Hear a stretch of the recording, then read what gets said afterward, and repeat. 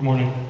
My name is Dawson Faulkner, and it's my pleasure to introduce Captain Mary Katey Hayes, a Plant High and a United States Naval Academy alumnus. Captain Hayes has held various leadership roles within the United States Navy, and her exemplary service has been recognized with prestigious awards such as the Legion of Merit and the Bronze Star Medal. Welcome, Captain Hayes.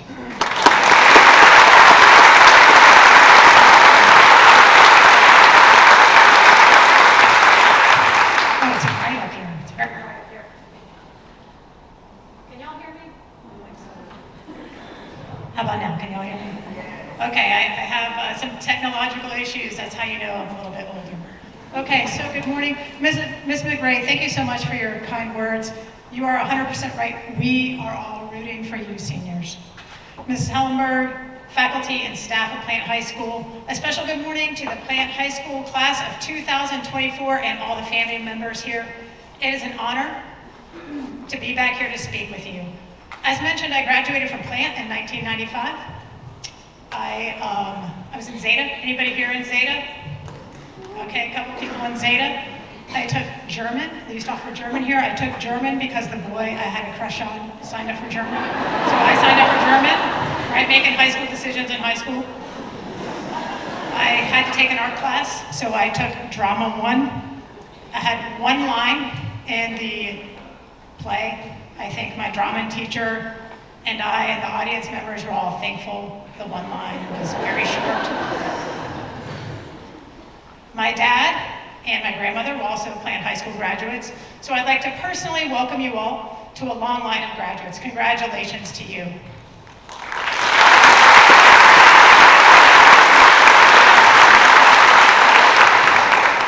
You will, no matter where you end up living, use this place as an anchor.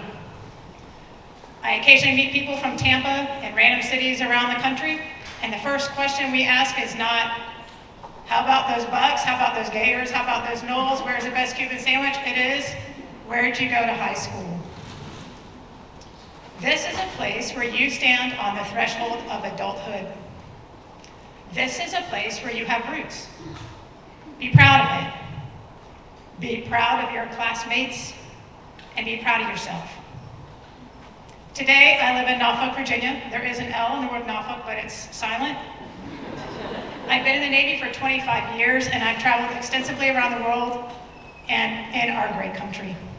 My current job, as mentioned by Dawson, go Gators, is the commanding officer of a future USS Ted Stevens, a new destroyer they're building in Pascagoula, Mississippi.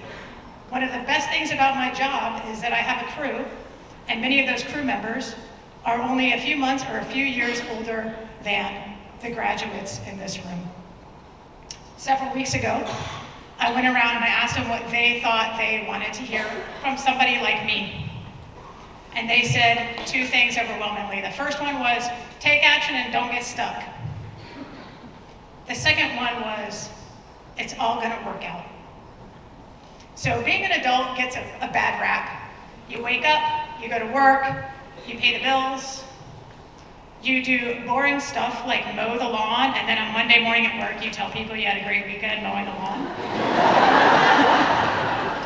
You drive around in a boring car to boring places like the hardware store or the doctor's office. You talk about boring things like cutlery and plants, or heaven forbid, the aforementioned doctor's office. It's just one day after the next.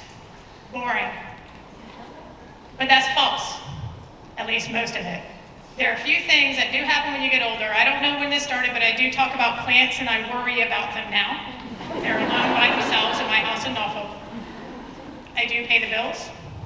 But here's the thing, I had extra dessert the other day and no one stopped me. I got excited about that eclipse a couple months ago and didn't care who thought it was uncool. I've reached the stage in my life where I know what's going to make me feel loved and fulfilled, and I gravitate to those things. I know what I'm looking for in a friend or a significant other. As an adult, you have a chance, more than ever, to influence things for the better in your own life in the lives of those people that you love, and even the lives of the people you've never met. It is amazing. But how do you get there? How do you know if you're doing it right? And what happens if you fail? So I want you all to imagine the night sky. You can close your eyes if you want, you don't have to. The moon, the planets, the stars. It's a nice Tampa night. It's warm, it's humid. There's a little lightning, but not much. A few clouds, and a gentle breeze. Of all the stars we see at night that number in the thousands, we humans tend to refer to one more than any other star in the sky. How many of you have heard of the star Betelgeuse? Yeah, a couple people, right? Betelgeuse, not the movie, not the ghost, the star, Betelgeuse. What about Sirius? Okay, anybody have Sirius XM? Named after a star. What about my personal favorite, because I took German? Formalhaut. How about Formalhaut? No Formalhaut fans? Okay, that's fine. What about Polaris? No? What if I told you that the common name for Polaris was the North Star? How many people here have heard of the North Star? Most everybody has, right? Good. The North Star is called the North Star because it appears in the sky directly above the Earth's North Pole. As the stars appear to move across the sky as the night wears on and our planet continues to rotate, the North Star appears fixed in its position. Because of this, it is a star that is commonly used for navigation. Humans have used the North Star as a guide for millennia. But it's important to note, Polaris is not the biggest star in the sky. It's not the brightest star in the sky. But there it is, showing us the way. It's no accident that we use the term North Star to describe the moral guideposts of our life. You don't have to be the richest, the most handsome or beautiful, the funniest, or the coolest to make a real difference. You can literally be anyone, but you have to take action. Navigation requires action. We are determining our position and then moving from one place to another. Navigation is putting one foot in front of the other, keeping our moral compass calibrated, and taking note of what is happening along the way. Being deliberate about where we are helps us determine if we should keep going forward, take a right or left turn, stop and pause, and maybe, as we stay in the Navy, put all those engines back full, right? Take a couple steps back. When we navigate along our path, we gently push that voice of self-doubt out of the way. We don't need to believe everything we think anyway. Besides, we are busy visualizing where we want to go, moving along, and taking in all there is to see on our journey. Taking note of what is happening along the way is the best part about being an adult. It turns out that sometimes a side quest becomes a main quest, or at least a fulfilling part of your life. At every stage, you can help others. You can enjoy yourself. You can appreciate the things around you. You can change what you're doing. You can laugh. You can make new friends. You can discover a new food or a new hobby, a new way of thinking, or even a new feeling. Sometimes when you look at the internet, we see people whose lives seem just like extra. They travel to different places, eat at the best restaurants, wear the most stylish clothes, and they seemingly have an overwhelmingly large number of friends, or people that like them, people who think they're important. Most of us don't have those kind of lives. And to let you in on a secret, most of them don't either. I'll let you in on another secret. Think about that humid night in Tampa again. Do you see it? Do you smell the rain? You feel the dampness? Or the warmth under your feet? Do you hear the bugs? Do you sense it? is extraordinary. You, all of you, are part of something.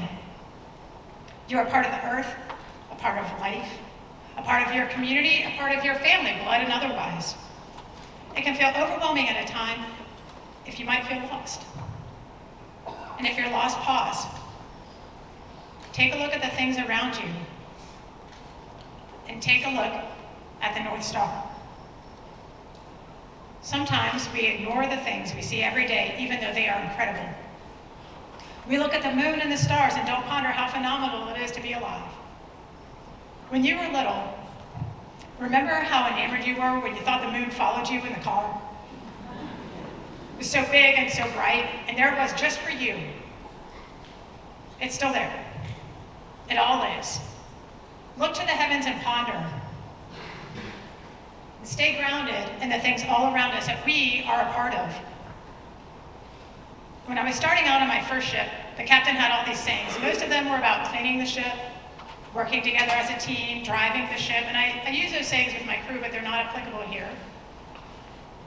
One of the sayings he said was, remember, you are not merely on this earth, you are a part of it. This implies that we have a responsibility to every living thing and to each other. In other words, we fit. So I tried for many years to find a metaphor for this and something to make it kind of seem like a concept I could relate to make it seem less big. One day I was eating my favorite food and I thought, there it is. So who in this room likes onions? Right? Okay, a few people admit to liking onions. Very brave, I appreciate that. Okay. They're my favorite food. Believe it or not, they're my favorite food. So it seems kind of crazy, right? We're talking about the North Star and the heavens, and here we are talking about onions. Possibly also crazy that it's my favorite food, but I want you to kind of come on the journey with me, right? Onions are my favorite food, so I'm not just like cruising through my kitchen and grabbing an onion out of the fruit bowl and like ripping off the skin and eating the onion. That's not what I mean. But if you think about it, onions make everything better. Burger, stew, eggs, pizza, Mexican food, Indian food. So I too let the voice of self-doubt creep into my head, and I thought, onions are not really good in pancakes. But then I thought, you know what, when I go to that Chinese restaurant and get those savory pancakes, guess what's in those? Onions. Onions are good for all the food. There are 8 billion human beings on this planet. There are 200,000 brown bears. Believe it or not, I thought there were a lot more. I thought that was going to be like a danger in my life. 800,000 pelicans, 230,000 monarch butterflies, 6 million dolphins. The oldest known bald cypress is 2,629 years old. I had to look that up. And the oldest pine tree is over 5,000 years old. And no, it is not one of the pines of Palmacia. My point is this. I don't know that we humans, or any living thing, are built to stand alone. We are built to be like onions, working in harmony with the other ingredients of a dish to make it taste better. We are designed to help each other and to rely on each other. Who here has ever helped a friend or a family member with some advice? All right, a couple folks, maybe. Okay. Who here has ever helped a stranger? Okay, good. I see you out there. Who has assisted with homework? Right? Classmate with homework or friend with homework? Yeah, a lot more hands there, right? How about who's done somebody else a favor? Yeah. Congratulations, seniors. You were acting like onions. You were an important part of humanity, of us. You were making us better. So thank you. The connectedness that we feel when we act like onions is an important part of being an adult. Right? I think Ms. McRae talked about that, right? Network and meet people, connect. That connectedness helps us with feeling that, yes, everything will be okay. Sometimes feeling connected is really difficult, especially if you're moving to a new city, moving to a college that maybe some of your classmates aren't attending, joining the armed forces, you might be the only one, or getting a job. You might be moving somewhere new, no one knows you, but I promise, and please take my word for it, people are interested in you. And there are so many cool people out there to meet. Remember what I said about action? You gotta take it. So yes, go to that random club meeting by yourself. Talk to that person in your class. Get to know your neighbors. They will enrich your life just as you are enriching theirs. The beauty of being an adult lies in the fact that you can see and do more than ever before. Look at the stars and think where you want to go. Ground yourself by observing every wonderful thing around you.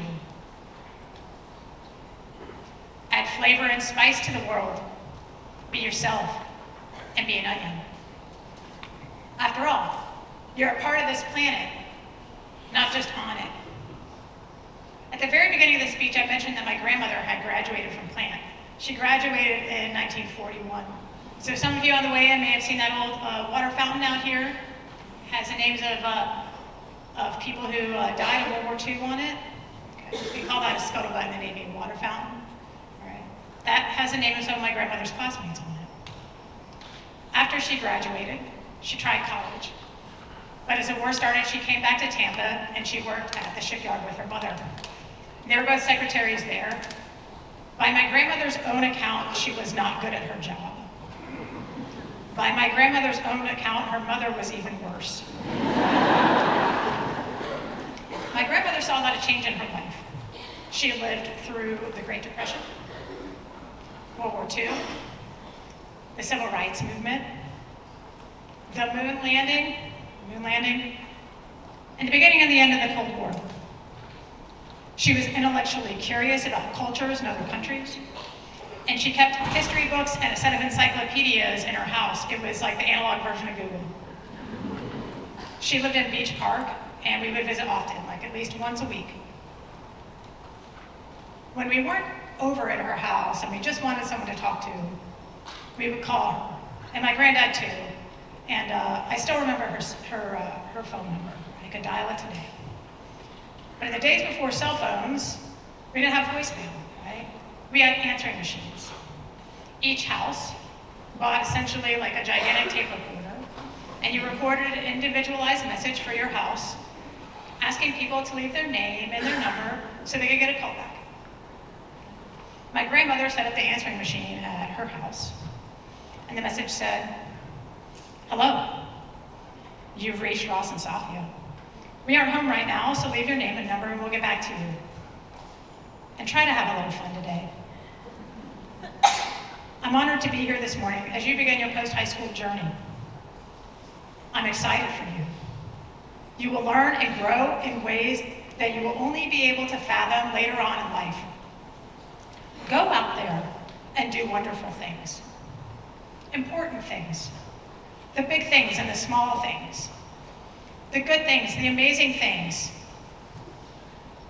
You can do it, and you will do it.